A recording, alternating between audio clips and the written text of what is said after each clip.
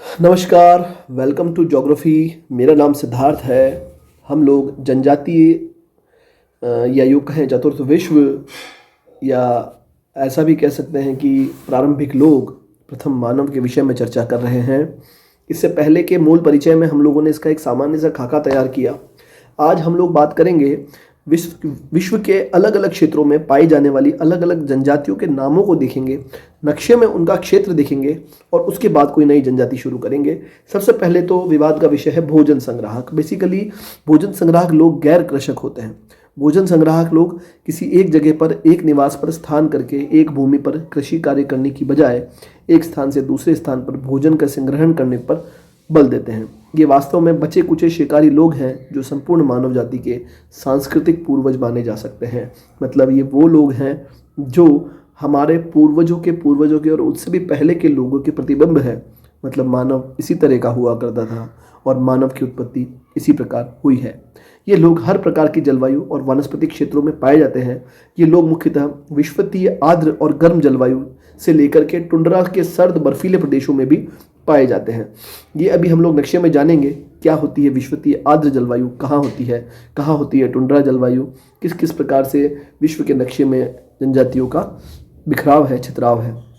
देखिएगा, यद्यपि मूल सभी शिकारी और भोजन एकत्र करने वाले जो लोग हैं वे अपनी जीवन शैली को बनाए हुए हैं, तथापि इन सभी के अंदर भिन्न भिन्न प्रकार की भिन्नताएं हमें देखने को मिलती है। इन्हें शिकारी, मछुआरे, जंगली बीज, फल, फूल, कंद, पत्ते, डंठल, ये सभी के सभी चीज़ों का एकत्रण करने वालों के रूप में भी हम लोग जान सकते हैं। इनके लिए सामान्य रूप से हम लोग भोजन संग्राहक या फूड गैदरर्स शब्द का प्रयोग करते हैं, तथापि ये शब्द शिकारी और मछुआरे जैसे विशिष्ट क्रियाओं में लिप्त लोगों के लिए प्रयोग नहीं होता है। बेसिकली ये वर्ड हम लोग उन जनजातियों के लिए प्रयोग करते हैं जो सिर्फ और सिर्फ संग्राहक का काम करते हैं, शिकार का काम नहीं करते हैं।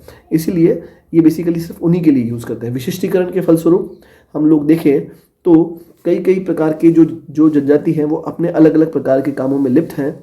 जब हम लोग बात करते हैं बुशमैन की, जो एकमात्र रूप से जंगली खेलों में रत रहते हैं, मतलब वो बेसिकली जो जंगल हैं उसी के अंदर अपना सारा का सारा जीवन बिताएंगे और उन्हीं क्रियाकलापों में रत रहेंगे जो उन्हें वहाँ पर प्रोवाइड की जाती है।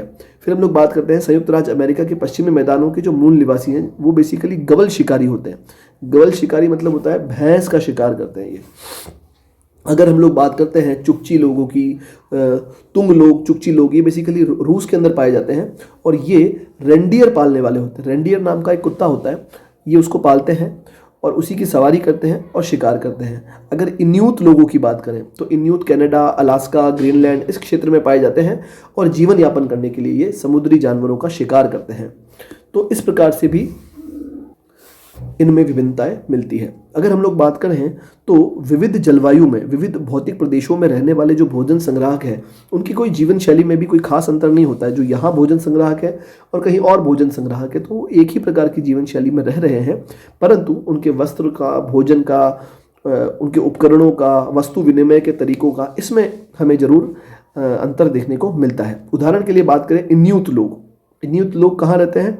ये जो एस्किमो जो लोग हैं उसी की एक सब टाइप है इन्यूत लोग। ये है यूएसए के मैदानी भागों के शिकारी हैं जो मांस खाकर अपना जीवन यापन करते हैं। और कोलंबिया जो देश है वहाँ पर देखिएगा आप, समुद्र के किनारे के आसपास एकांकी मछली पाई जाती है, उसके जो शिकारी हैं वो, ये सभी के सभी उस प्रकार का जीवन व्यतीत कर रहे हैं जो कि सामान्य रूप से इनके लिए कहा जा सकता है कि ये भोजन संग्राहक अथवा शिकारी लोगों का जीवन है, परंतु इनके रहन सहन में हमें काफ़ी सारे अंतर देखने को मिलते हैं। अगर हम लोग बात करें तो संग्रह करना, शिकार करना, मछली पकड़ना, शिकारियों, बेसिकली ये भिन्न भिन्न मात्रा में अलग अलग जगह पर अलग अलग लोग करते हैं और इसमें भी अलग अलग क्षेत्रों में अलग अलग प्रकार की भिन्नता पाई जाती है। जैसे कि अगर हम लोग बात करें कि अफ्रीका की जो मूल जनजातियाँ हैं वो, और अमेरिका की जो मूल जनजातियाँ हैं वो, और जो हमारे यहाँ पर यूरोप में, एशिया में जो पाई जाती है, इन सभी में हमें कोई बहुत खास बड़ा अंतर देखने को नहीं मिलेगा, परंतु इनकी जो कल्चर है, इनका जो खान पान है, इनका जो रहन सहन है, उसमें हम लोग मोटा मोटी काफ़ी सारा अंतर देखने को मिलता है हमें। अब ये है आपके सामने वर्ल्ड मैप और अब हम लोग इस सेगमेंट पे चलेंगे। यहाँ से अब आप लोग अपना पेन कॉपी ये लेकर के तैयार हो जाइए और कॉपी में एक कच्चा सा विश्व का मानचित्र बना लीजिए। यहाँ से अब हम लोग विश्व के अंदर पाई जाने वाली विभिन्न जनजातियों को उनके क्षेत्रों के अनुसार एक बार रीड कर लेते हैं, याद कर लेते हैं यहीं पे, ताकि फिर जब हम लोग आगे बढ़ेंगे तो हमें उतनी दिक्कत नहीं आएगी। जब हम लोग बात करेंगे कि ये जनजाति अफ्रीका के दक्षिणी हिस्से में पाई जाती है, या वो जनजाति उत्तरी अमेरिका के मध्य प्रेरी के मैदान में पाई जाती है, या कोई जनजाति ऑस्ट्रेलिया के पश्चिमी भाग में पाई जाती है, या कोई जनजाति एशिया के दक्षिणी पूर्वी हिस्सों में द्वीप समूह में पाई जाती है, तो आपको कम से कम ये क्लियरिटी रहे कि हम जिस स्थान की, जिस क्षेत्र की बात कर रहे हैं वो मानचित्र में कहाँ है। हम लोग ये भी जानेंगे कि विषुवत रेखीय वर्षा वन वाला क्षेत्र कहाँ है, उष्णकटिबंधीय शुष्क प्रदेश कहाँ है, और जानेंगे टुंड्रा प्रदेश या शीत प्रदेश नक्शे में कहाँ है और कौन कौन से देश इसके अंदर आते हैं। तो सबसे पहले तो विश्व के मानचित्र का एक सामान्य परिचय अगर आप लोग देख लें तो ये जो हम लोग देख रहे हैं ये विश्व का मानचित्र है। सबसे पहले विश्व के मानचित्र को समझने के लिए आप ये देखिएगा, ये पूरा का पूरा हिस्सा जो मैं रेड पेन से मार्क कर रहा हूँ, ये पूरा का पूरा हिस्सा अमेरिका कहलाता है। क्लियर है? अब आप लोग इससे कंफ्यूज मत होइएगा कि सर संयुक्त राज्य अमेरिका तो कुछ और है, हमने तो कहीं और देखा था, आज यहाँ कैसे आ गया। ये मैं भी सब क्लियर कर देता हूँ। ये जो मैं लाल लाइन खींची है, इसके उत्तर वाला हिस्सा और इसके दक्षिण वाला हिस्सा, ये तो कहलाएगा आपका नॉर्थ अमेरिका या उत्तरी अमेरिका। ये कहलाएगा आपका साउथ अमेरिका या दक्षिणी अमेरिका। आई होप क्लियरिटी आई होगी। जब मैं बोलूँगा उत्तरी अमेरिका तो आप इस क्षेत्र को पहचानेंगे, और जब मैं कहूँगा दक्षिणी अमेरिका तो आप इस क्षेत्र को पहचानेंगे। फिर अगर हम लोग बात करते हैं तो ये देखिएगा, ये जो हिस्सा है, ये वाला हिस्सा कहलाता है आपका अफ्रीका। क्या कहलाएगा? अफ्रीका। फिर अगर हम लोग बात करें तो ये वाला हिस्सा कहलाएगा यूरोप। ई से यूरोप। अब आप बोलोगे ये क्या यूरोप हुआ? यूरोप की स्पेलिंग ई से ही शुरू होती है। देखिएगा, ये यहाँ देखेंगे तो ये पाया जाता है एशिया। ये हमारा एशिया महाद्वीप, और यहाँ पर है ऑस्ट्रेलिया। तो आई होप आपको ये नक्शा कम से कम इतना समझ में आ जाए कि कहाँ हम लोग उत्तरी अमेरिका और दक्षिणी अमेरिका, यूरोप, एशिया, अफ्रीका या ऑस्ट्रेलिया की बात कर रहे हैं। कौन सा महाद्वीप कहाँ है, कौन सा क्षेत्र कहाँ है, जनजाति को अगर हम लोग पढ़ेंगे तो किस क्षेत्र में कौन सी जनजाति पाई जाती है। तो अब हम लोग इस नक्शे को देखें तो देखिएगा, यहाँ आपको मिलेगा ग्रीनलैंड।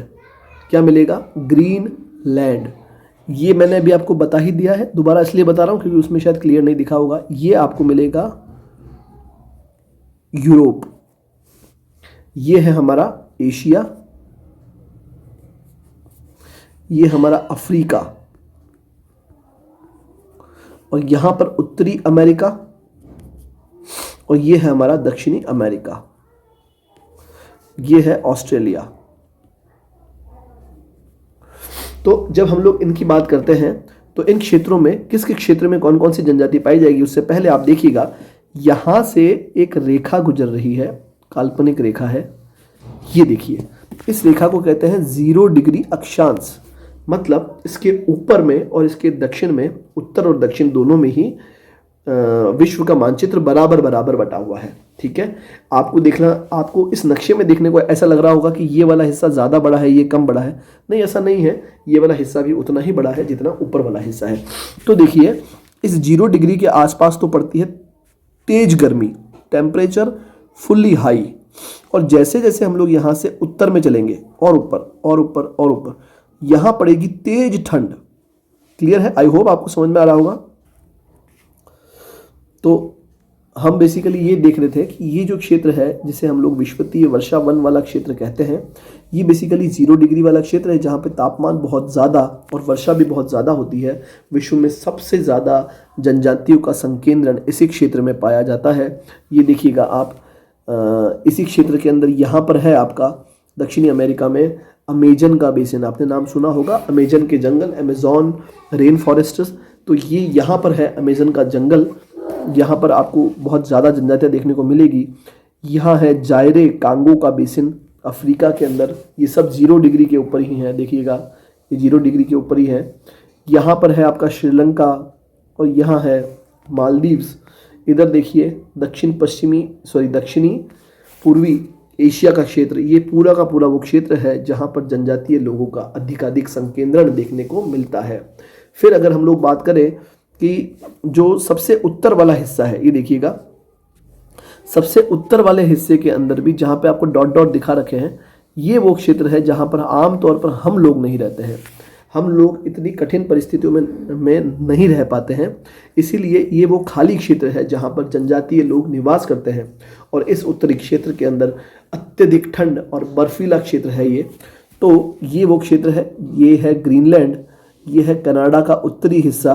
देखिएगा, मैं साफ नक्शे में दिखा दूँ, ये तो है ग्रीनलैंड, ये है कनाडा का उत्तरी हिस्सा, ये वाला हिस्सा कहलाता है अलास्का, यहाँ पर है उत्तरी यूरोप का क्षेत्र, और ये है उत्तरी एशिया का क्षेत्र जो कि रूस में पाया जाता है। यहाँ पर भी जनजातीय लोग रहते हैं।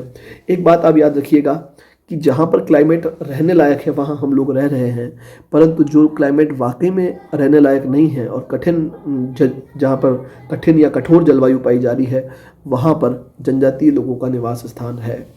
अब हम लोग बात करें अगर, तो विश्व के अंदर कहाँ कहाँ कौन कौन सी जनजाति पाई जाती है, तो सबसे पहले आप देखिएगा कि जो आर्कटिक क्षेत्र है, जो मैंने अभी आपको उत्तर वाला हिस्सा बताया, यहाँ पर पाई जाती है इन्यूट, जिसे हम लोग एस्किमो भी कहते हैं। तो इस नाम को आप याद रखिएगा, इन्यूट। यहाँ मैं आपको नाम, देखिए मैं आपको मैप के अंदर डायरेक्ट भी दिखा दूंगा, पर आपको अगर यहाँ नाम दिखेगा तो आप उस नाम को पकड़ पाएंगे कि हम जिस जनजाति की बात कर रहे हैं वो है इन्यूट या फिर एस्किमो जनजाति। ये एस्किमो जनजाति कहाँ पाई जाती है? ये एस्किमो जनजाति पाई जाती है कनाडा के उत्तरी हिस्से में, अलास्का के क्षेत्र में, ग्रीनलैंड के क्षेत्र में, और जब हम लोग बात करेंगे यूरोप के उत्तरी हिस्से में और एशियाई क्षेत्र में। ये देखिए, जहाँ जहाँ पे 1 नंबर है वहाँ पर ये इन्यूट जनजाति या एस्किमो जनजाति पाई जाती है।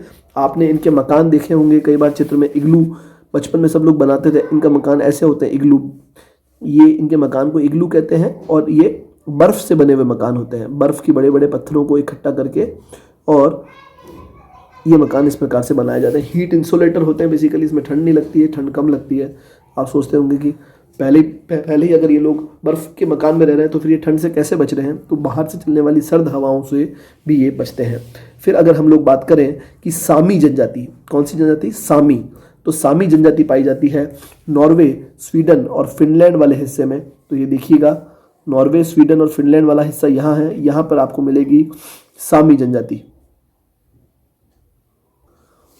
और भी कई सारी जनजातियां हैं जो आपको यहाँ देखने को मिलेगी। यूएसए के पश्चिमी हिस्से में, प्रशांत महासागरीय तट के पास, हेदा, बेला, कूला, लिंगित, और इसके बाद अगर देखेंगे तो कनाडा के अंदर क्री, मेत्री, देने, ब्लैकफोर्ट, ये सारी की सारी जनजातियाँ कनाडा के अंदर पाई जाती है।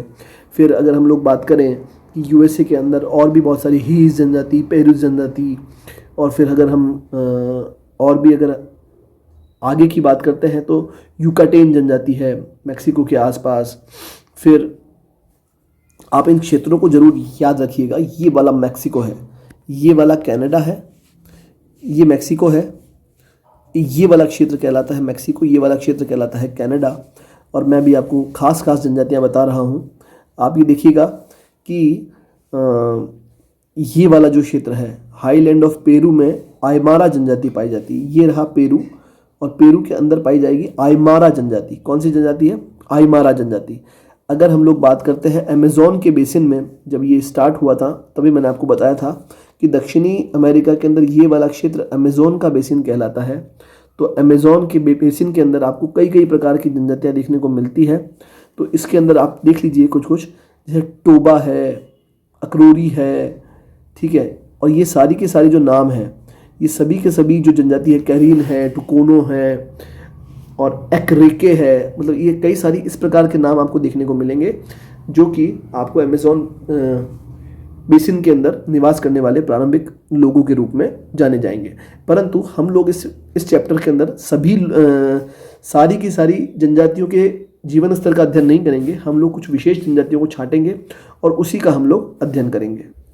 जैसे अफ्रीका के अंदर पाई जाने वाली मसाई जनजाति, आपने नाम भी सुना होगा, कई बार परीक्षा में भी आता है। अफ्रीका के अंदर पाई जाती है मसाई जनजाति है। ये बेसिकली अफ्रीका के पूर्वी तट पर 0 डिग्री अक्षांश के उत्तर दक्षिण में उत्तर में केनिया और दक्षिण में तंजानिया नाम के देशों में पाई जाती है।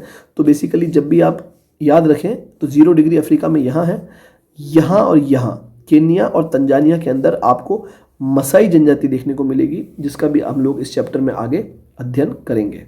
फिर अगर हम लोग बात करें तो अफ्रीका में ही आपको यहाँ पर ये देखिएगा, अफ्रीका के दक्षिणी हिस्से में पश्चिमी तट के आसपास आपको एक जनजाति देखने को मिलती है जिसे हम लोग कहते हैं बुशमैन जनजाति, या जिसे सान जनजाति भी कहा जाता है। तो वो आपको यहाँ देखने को मिलेगी। वहीं जब हम लोग इथोपिया की बात करते हैं, ये अफ्रीका के अंदर उत्तरी पूर्वी क्षेत्र के अंदर आपको इथोपिया मिलता है। वहाँ पे आपको टाइगेरियन, सोमाली, ओरोमो इस प्रकार की जनजातियाँ मिलती है। अगर हम लोग बात करते हैं एशिया की, तो एशिया में अगर आप भारत देखेंगे तो भारत में भील, कोल, संथाल, नागा इस प्रकार की, मिज़ो, मीना, आपको इस प्रकार की जनजातियाँ देखने को मिलेगी जिनके आप नाम पहले से सुने हुए हैं आपके। अगर हम लोग बात करते हैं अफ़गानिस्तान की, ये देखिएगा अफ़गानिस्तान ये रहा, इस वाले हिस्से को अफ़गानिस्तान कहते हैं। तो अफ़गानिस्तान में आपको पठान मिलेंगे, पख्तून मिलेंगे, ये भी वहाँ के जनजातीय कबीलाई लोगों के नाम है। श्रीलंका में वेद्दा नाम की जनजाति मिलती है। बांग्लादेश में चकमा, मारमा और इस प्रकार की जनजातियाँ आपको देखने को मिलती है। ये सभी के सभी देश मुझे बताने की आवश्यकता नहीं है, यहाँ पाई जाएगी वेद्दा जनजाति। ये है आपका यहाँ पर बांग्लादेश, यहाँ पर चकमा, मारमा और ये सारी जनजातियाँ पाई जाती है। भारत के उत्तरी पूर्व में गारो, खासी, जयंतिया की जो पहाड़ियाँ हैं उसके आगे नागा है, मिज़ो है, इस प्रकार की जनजातियाँ देखने को मिलेंगे। म्यांमार में देखें तो करेन, कचिन, शाह, चिन इस प्रकार की जनजातियाँ आपको म्यांमार में देखने को मिलती है। करेन है, कचिन है, शाह है, चिन है। अगर हम लोग थाईलैंड की बात करें तो थाईलैंड में लूसू नाम की जनजाति या लीसू नाम की जनजाति आपको देखने को मिलती है। तो बेसिकली ये जो वर्ल्ड मैप है इसके अंदर आप देखिएगा तो आपको सारे के सारे देश और कहाँ कहाँ पर कौन कौन सी मुख्य जनजातियाँ हैं ये आपको पता हो तो आपके लिए काफ़ी आसान हो जाता है। ये देखिएगा, अगर हम लोग बात करते हैं जापान की तो एनू जनजाति, एनू जनजाति आपको जापान में देखने को मिलती है। वहीं ये जो रूस का जो उत्तरी हिस्सा है ये वाला, यहाँ पर आपको चुकची, युकाकुर और चुकची इस प्रकार की आपको यहाँ पर जनजातियाँ देखने को मिलती है। यहाँ पर मंगोलियन आपको ट्राइब देखने को मिलेगी। और इसी प्रकार से आगे हम लोग बात करेंगे तो ऑस्ट्रेलिया के अंदर आपको अबोरिजिनीज जो यहाँ के मूल निवासी हैं वो देखने को मिलते हैं। तो इस प्रकार से ये वर्ल्ड का मैप है जहाँ पर आपको अलग अलग प्रकार की जनजातियाँ देखने को मिलेंगी। मैंने आपको मैप के अंदर बता दिया है। बेसिकली आपको अभी याद नहीं होगा, कंप्लीटली याद नहीं होगा जब तक कि हम एक एक जनजाति को विषयवार कंप्लीटली सेपरेट वीडियोस के माध्यम से ना पढ़ ले। तो इसके नेक्स्ट वाले वीडियो में हम किसी एक जनजाति को लेते हैं और बेसिकली हम लोग 5-7 बड़ी बड़ी जनजातियाँ ही पढ़ेंगे। और अगर आप चाहेंगे तो इस वर्ल्ड के मैप को मैं और एक बार विस्तार से समझा दूंगा किसी और वीडियो में, और इसके लिए कोई सेपरेट वीडियो बना लेंगे जिसमें आपको पर्टिकुलरली वर्ल्ड के मैप और कंट्रीज़ आपको पता हो कि कौन सा नक्शा कहाँ है, कौन सा देश कहाँ है। तो मिलेंगे हम लोग नेक्स्ट वीडियो में, किसी बड़ी जनजाति को लेकर के आएंगे, उसके अंदर हम उसका कल्चर देखेंगे, निवास स्थान देखेंगे, उनकी परंपराएं देखेंगे, उनका भोजन देखेंगे, उनकी जीवन शैली देखेंगे, उनके काम आने वाले उपकरणों के विषय में जानेंगे और देखेंगे कि वो किस प्रकार का जीवन यापन करते हैं। उनके फ़ोटो देखेंगे, हम लोग देखेंगे कि वो कैसे दिखते हैं और किस प्रकार से अपने जीवन को चला रहे हैं।